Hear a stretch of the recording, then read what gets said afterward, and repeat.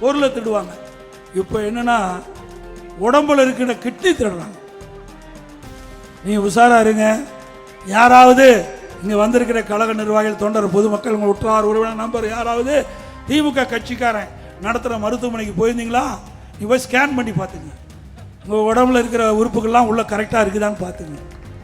ஏன்னா அண்மையில் திமுக கட்சி சேர்ந்த எம்எல்ஏ நடத்துகிற மருத்துவமனையில் கிட்னி முறைகேடு நடந்ததா தகவல் கிடைத்து இந்த திமுக அரசாங்கமே அங்கே போய் ஒரு கமிட்டி நியமித்து அந்த கமிட்டி போய் அந்த மருத்துவமனை சோதனை செய்ய பொழுது முறைகேடு நடந்து கண்டுபிடிக்கப்பட்டு இதுவரைக்கும் நடவடிக்கை எடுக்கல. இது மிக மோசமானது என்பதை நேரத்தில் எண்ணி பார்க்க வேண்டும்.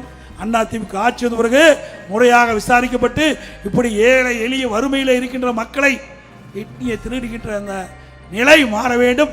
அந்த கிட்னி திருடுகின்றவர்கள் முறைகேடாக கிட்னியை எடுக்கப்பட்டவர் மீது விசாரிக்கப்பட்டு சட்ட நீதியாக